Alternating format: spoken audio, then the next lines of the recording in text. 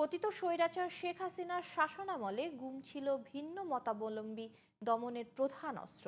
শুধুমাত্র বিএনপি নেতা ইলিয়াস আলী কিংবা জামায়াতের সাবেক আমির গোলাম আজমের ছেলে আমান আজিমি নন, রাজনীতিবিদদের পাশাপাশি গুমের তালিকায় ছিলেন সাধারণ মানুষও।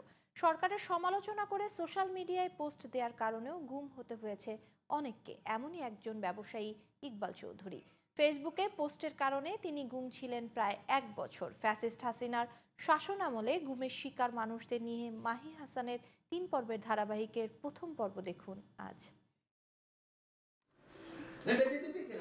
ইকবাল চৌধুরী পেশায় একজন ব্যবসায়ী, পাশাপাশি ভারতকে শেখ হাসিনা সরকারের বিভিন্ন অবৈধ সুবিধা দেওয়ার সমালোচনায় নিয়মিত সোচ্চার ছিলেন সোশ্যাল মিডিয়ায়। লিখতেন সীমান্তে ভারতীয় বিএসএফ এর হত্যাকাণ্ড এবং বিগত সরকারের নানা অপকর্ম নিয়েও।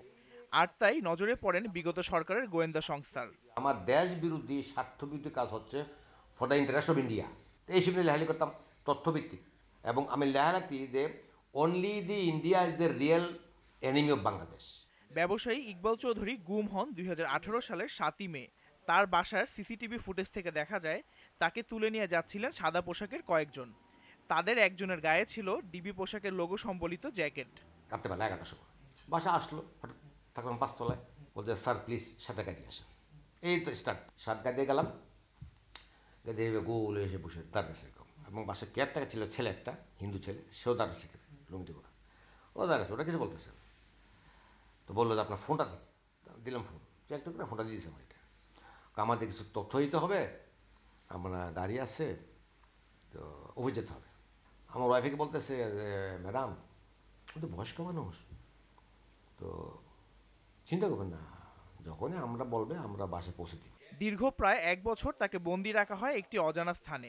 কোথাও শব্দ পাচ্ছে, এবং ওয়ালের মধ্যে লেখা, আমি তো পড়তে এগুলি, যে যাতে কেউ যদি আসেন দয়া করে, আমার মা লিখেছে নীলিমা রানী দাস, ওনারা খবর দিবেন তো আমাকে এখানে আটকে রাখছে, বন্দি করে রাখছে আমাকে।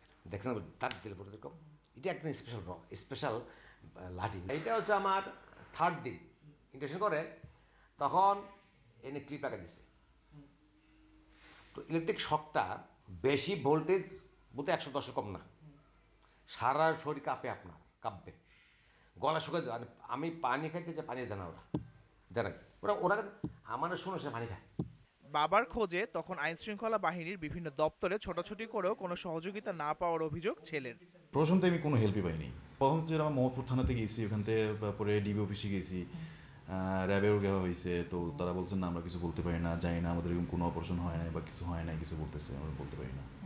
1 বছর গুম থাকার সময় শারীরিক, মানসিক ও আর্থিকভাবে ক্ষতিগ্রস্ত হওয়ার কথা জানিয়ে গুম কমিশনের কাছে এর বিচার ও ক্ষতিপূরণ চান ইকবাল চৌধুরী।